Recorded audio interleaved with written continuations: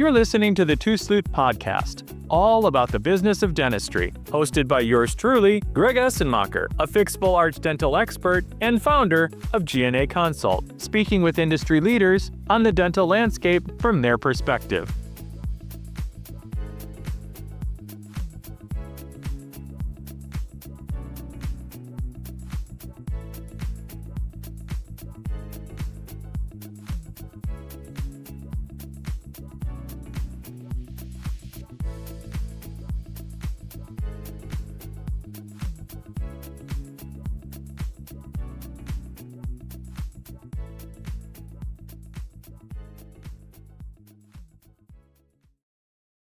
Welcome back, everyone. You know me, and if you don't know me, that's okay. First-time listeners, we welcome all into the family of the Tooth Sleuth Podcast.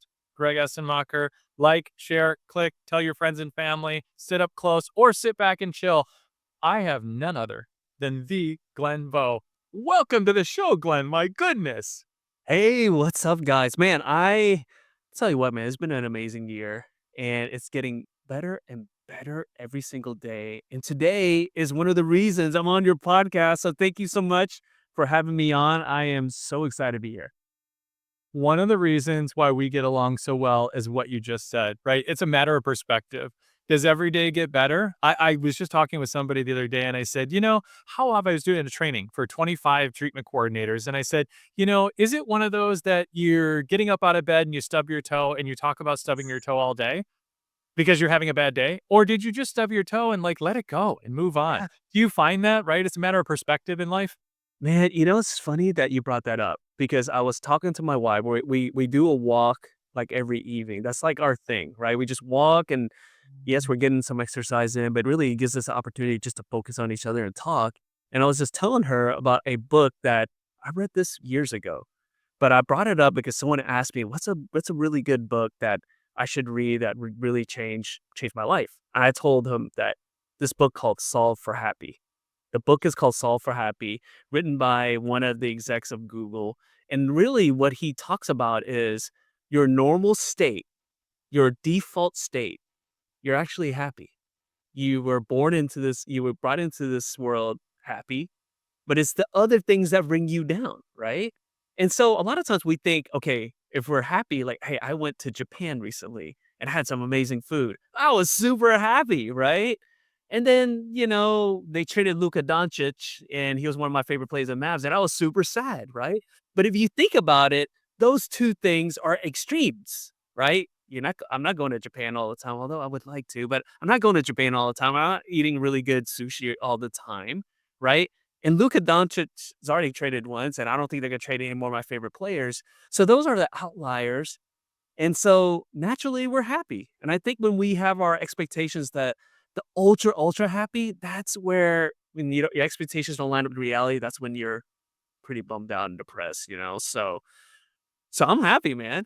I'm stoked. And this is I'm not all the time on a podcast with you, Greg. So this is kind of above happy, right? So Right. super happy to be It's here. the elevated happy. It's the elevated happy. I love what you talk about, right? Just going for a walk with your spouse, right? And just get that focus. I was, somebody in our mastermind group, Isaac, sent me a book through Audible and said, I really think you should listen to this, right? Read this. And it's called Stillness is the Key by Ryan Holiday. So many great lessons in there of just famous people that everybody would recognize, right? All the way from, Winston Churchill to lessons that we can learn from Tiger Woods, you name it, right? And it's all about finding those moments of in between and peace. And for entrepreneurs, it's a great book.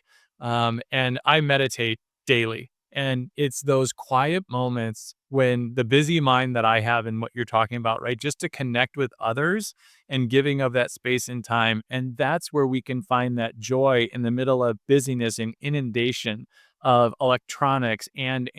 So wherever you're listening to this or watching it, if you're on YouTube, taking that moment to just pause or maybe even rewind 30 seconds and re-listen to this little piece of just finding some stillness for a moment is where then we can accelerate our own performance. And that's really what you're talking about. So I love that you brought that forward. And so, where is it that you're finding in your busy day, Glenn, because you're so successful in what you do on many different levels, right? Not just with business, but in relationship, right? Taking time with your family, carving out that time.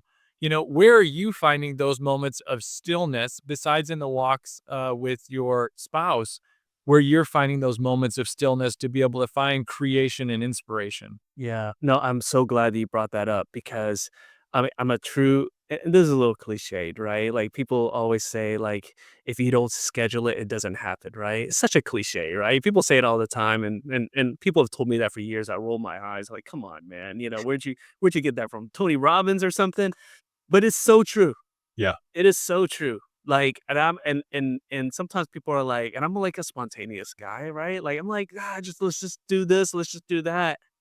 But as your life becomes more complicated, as you have more responsibilities, more obligations, those times that before when you're younger, like I'm just gonna get up and just drive somewhere and just do whatever, those times are gone. And so if you don't schedule things, it doesn't happen. So those walks I have with my wife, yes, we do it all the time after dinner because a little health tip, after you eat, the best time to do something physical is right afterwards.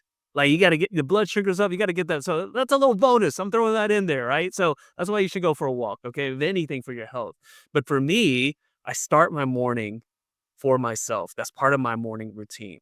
The first 30 minutes of my day, prayer and just, meditation as well. I also like to go for another walk as well, because I want you guys to think about this. When it's a cold day, do you just start your car and just go raring out of there? No, you don't. What do you do? Warm up. What about when you're about to go do a workout? Do you warm up or do you just start working out right away? You warm up. Now imagine your day. Think about the times when things have been really chaotic. You slept through your alarm. You wake up. Your adrenaline's high. You're running around. You're like brushing your teeth, putting your clothes on, all that thing. How's your mind during those times? Uh, Probably scattered, right? Probably like, you know, intense and very stressed out. So just think about that. And that's why I like to start my morning like kind of easing into things and having that time to yourself because honestly, as your day goes by, your time's given to other people, you know. Yeah, and we were talking about in the green room before we started here about my morning routine, about that quiet morning, the meditation and easing the way into the day, right? Creating that space. I love it. And you talked about routine because I think it's Uche, Dr. Uche was on earlier in a program and he talked about that unconscious consciousness. The more that you can set aside of having to give your mind and thought to about routine, right? It's like setting your gym bag out or pre-packing it the day before so you just grab it and go.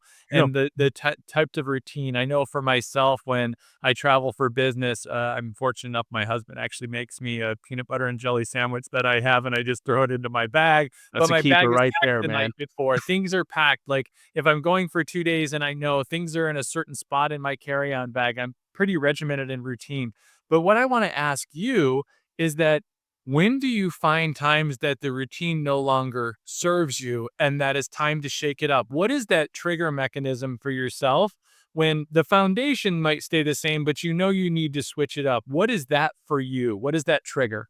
Well, so now I always ask myself, there's certain goals and things that I want to accomplish in my life. It has nothing to do with just monetary. It has nothing to do with business. It's a little bit of that, personal, professional, and I use that as like my north star. And every so often, I always look at what I'm doing and I ask myself, is this helping me go towards that north star? Because if you think about it, have you ever been to the beach and you just kind of like laid out on a floaty and on the water and just kind of chilled out and daydreamed, and then you look over and you were like maybe right in front of your family, and then you just look up and you're like way down the beach? Those things happen in life as well, right? And if you're not kind of reassessing things and seeing, is this leading me to where I want to go? If you don't reassess it, then you might be like X degrees off of your final destination. And so for me, the way I evaluate that is I look back, every so often, or generally it's a feeling inside, right? Maybe I'm not happy about something. Maybe I'm stressed out. And then I just ask myself, it's like, is this what's going on? Is this really leading me towards that North Star? Now, that North Star can mean different things to different people. It also means different things in people in different seasons, right? When you're in a certain season, it might mean something. And when you get into a different season, that changes as well. So I always evaluate what my North Star, where I'm heading, and making sure that everything I'm doing is propelling me towards that North Star. It's powerful that you use the analogy about going toward your North Star. And for me, it reminds me of a song by an artist that I love, Daniel Nahmad. It sings spiritual songs, and he's a great artist. And his analogy and the visual that I get when he speaks and sings of this is talks about pointing your bow toward the light. And sometimes you miss the mark with the arrows. However, if you point your bow towards the light, you're pointing in the right direction, right? And reassessing. And I love that you point that out. It just brought up a really cool memory of myself and a good friend of mine who now lives up in the Oregon area in the Pacific Northwest. And he's a very dear friend, and I'm very close with him. What I want to ask you about, and this is something else that Daniel Nahmad sings about, talks about often, is being able to show ourselves grace when we miss the mark, when we fall short, when we do stumble. As humans, we do, and allowing ourselves grace. And when we show ourselves grace, it gives us the opportunity to show others. And what I know to be true, working with practices that do full arch at GNA Consult, that culture is such a big thing. And what we see often is that if we can show ourselves some grace and be vulnerable, we in turn are able to do that with patients that come in and might be in a very distressed oral cavity situation. So talk to me a little bit about that and what you've experienced in your life in that, because I don't know that we've talked directly about Is- that, but I can just tell from things that I see about the way that you live and carry yourself, that that's something that's near and dear to your heart. Wow, Greg, man, you really touched a nerve there. I'll tell you. Yes, that is something that I have struggled with the majority of my life, and that is being able to forgive myself and just avoiding beating myself up. Most entrepreneurs, most dentists, right? That's what we like to do. That's like a hobby of ours. Like let's beat ourselves up because that crown prep or that crown seat or that surgery or that implant after so many years that it didn't go the way we wanted. And let's beat ourselves up. Who cares about whether the patient was a smoker or whether the patient even showed up for their hygiene? Who cares about that? We're just going to beat ourselves up because we demand perfection because that's what we train to do when we're in school, right? Everything is looked at under a microscope, literally. And depending if things are just even a millimeter off, meant the difference between an A and a B, sometimes meant the difference whether you're going to pass the class or not. And so dentists, this is something that really affects us. But for me personally, that is something that really, for the majority of my life, I had to deal with. And for me, I'm a big fan of therapy. I'm a big fan of reading self help. I'm a big fan of just getting help in general because we all don't have the answers. And for me, what my therapist shared with me was what you need to do, Glenn, is you just need to forgive yourself and just say one simple phrase. And that phrase was, at the time, I didn't know better, but I know now and I learned from it. And that by just doing a phrase like that, basically forgiving yourself, it's like, hey, I was a different person then and I made a mistake, but I know better now and I'm better from it.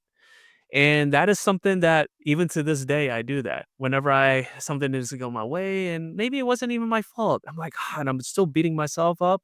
I just told myself, I was a different person then. I made a mistake. I know better now. I'm going to be better from it. And so, for those who are watching, listening, and you're still beating yourself up for something you did, maybe someone blamed you for something, that maybe it wasn't your fault, and maybe it was your fault. Maybe it was your fault, and maybe you're not in a position where you could ask them for forgiveness. What you could say to the universe is like, I made a mistake and I was wrong right there, and I'd learned from it. I want to be a better person from it. So that is something that's helped me. But yeah, that is something that I struggle with, and I feel like a lot of people struggle with that as well. That is so powerful and resonates with me, a phrase, and I have been challenged with that for many, many years.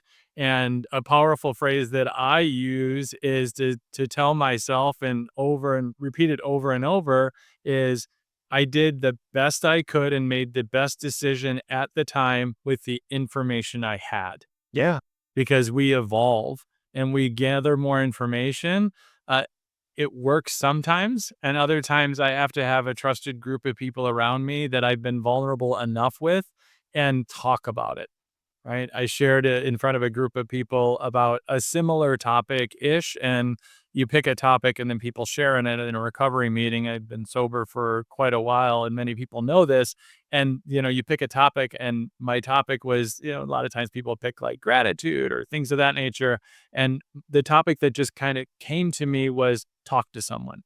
And some really powerful shares came out of that. And that's what reminded me and what I know to be true, that not just with clinicians, but even in the manufacturing side or with entrepreneurs, most are type A personalities, right? Driven, competitive, wanting to win constantly. So losing a client, not winning, not being at the top of the stack ranking, if you will, Yeah. or not fill in the blank, right? It not coming fast enough, or, a business failing, whether as a clinician, right? Your practice or other, that can really be devastating, right? Because so many people identify success, just that Yeah. word success, with their bank account or what they do for a living. Think about it, right?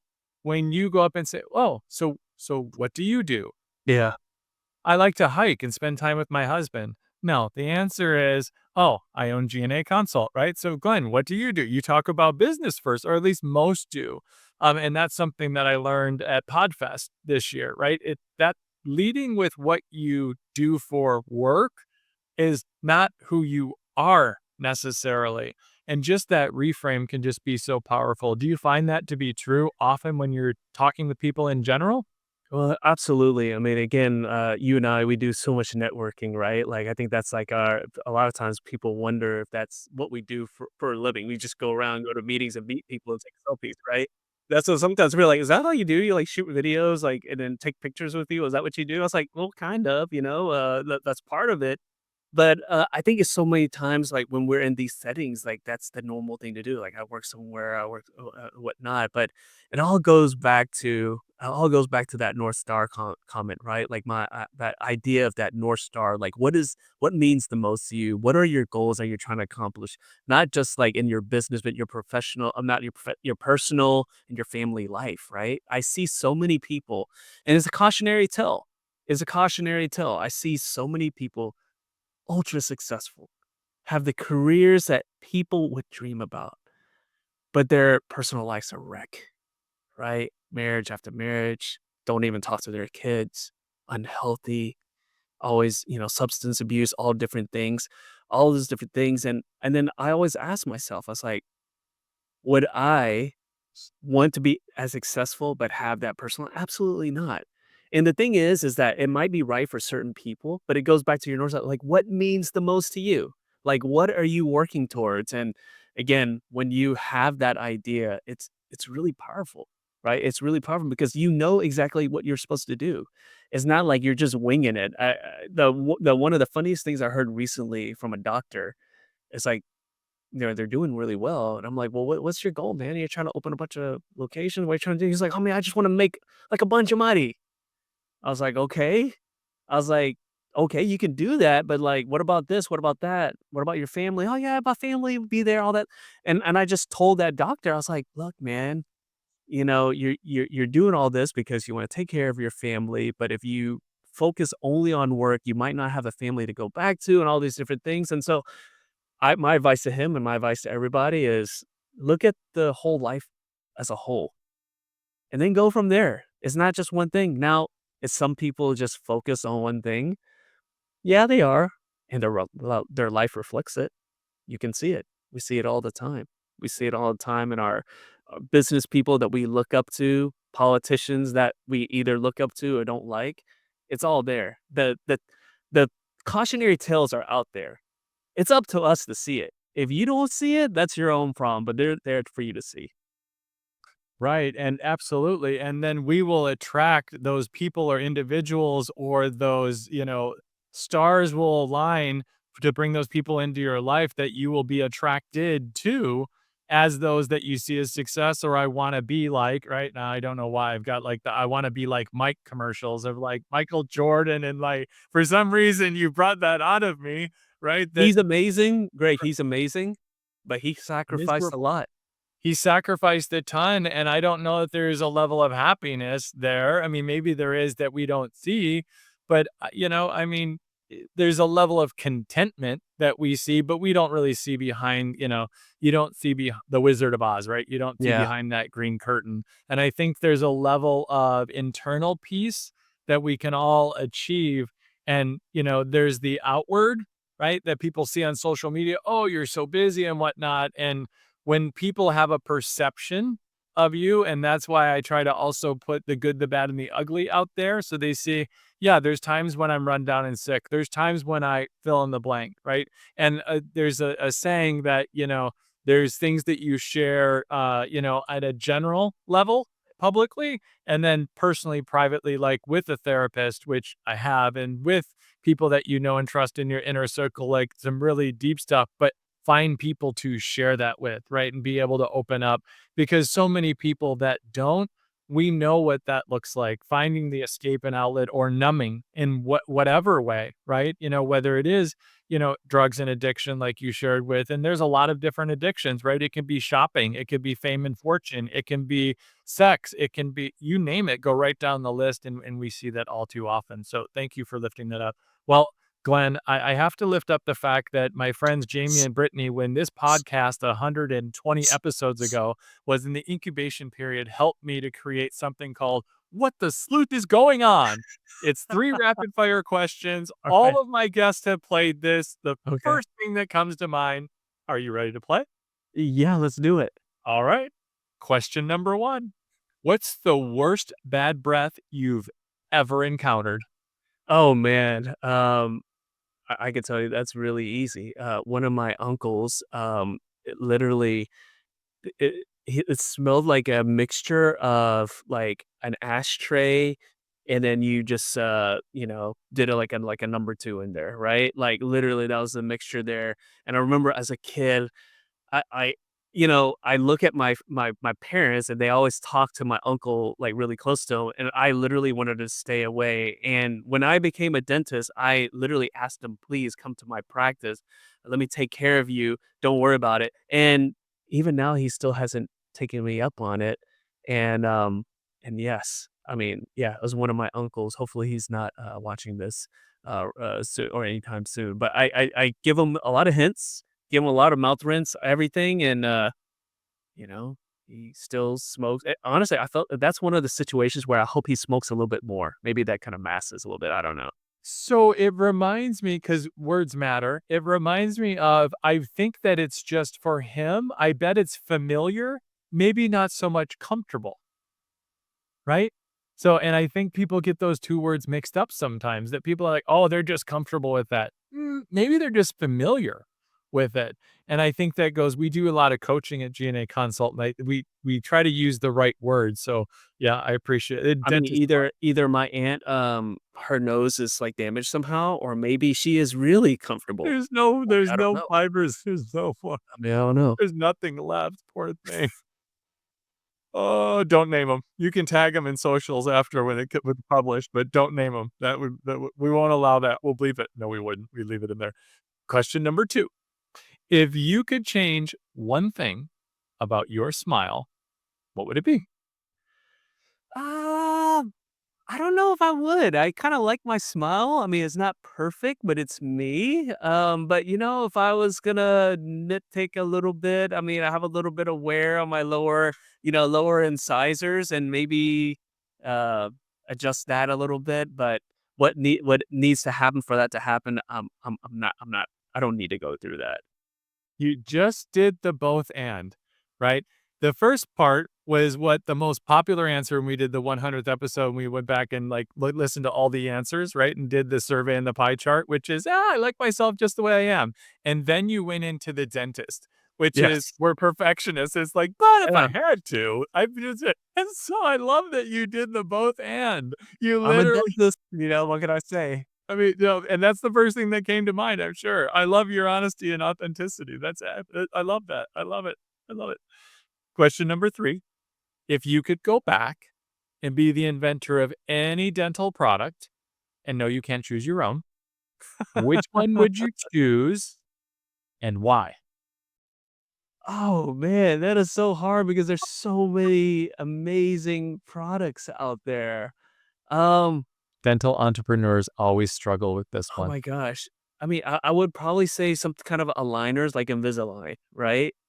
The reason being is because fixing a smile through orthodontics is something that people they gladly want to do. They're like, take my money.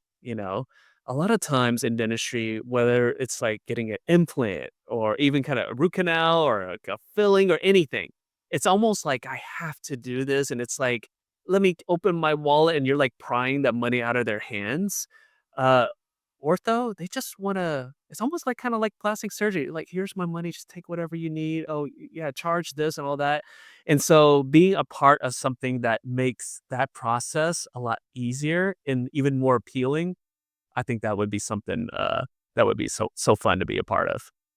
I am a card-carrying member of clear aligner therapy. I had some jacked up teeth. I know some people who actually probably on socials will make comments about the fact of what my teeth were like before as an adult, not as a child. So, I thank you for that reminder and opening that up for me to get blasted. It's okay. They do it often, and I take it willingly. So, Glenn, I can't believe we're coming to the end of the show already. In the last Wow. few minutes, is there anything I haven't asked you or that you'd like to share with my listening audience today? No, I mean, thank you so much, Greg, for having me on. I had such a blast.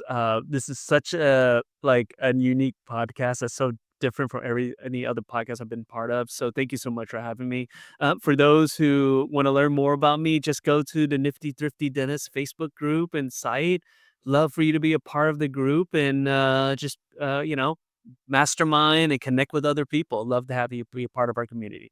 And it's a very active group with, I think, close to 60,000 members. Yeah, yeah, we got a few Great people in there that have stuck around. Yeah, there's a few, and there's some great conversations, a lot of great content there. My guest today on the Tooth Sleuth Podcast has been Dr. Glenn Vo, and we've talked about, I think, life, clarity, and the pursuit of happiness, if I had to encapsulate it. Thank you so much, Glenn, and it's been a true pleasure, and you are a compatriot on the journey of life. Thank you for being you. Keep being you. Appreciate it. Thanks, Greg. If you need help with converting lead calls into consultations, closing consults into more full arch cases, or creating a more strategic marketing message and branding for your practice or group, follow me for more tips or reach out to G&A Consult for a discovery call today.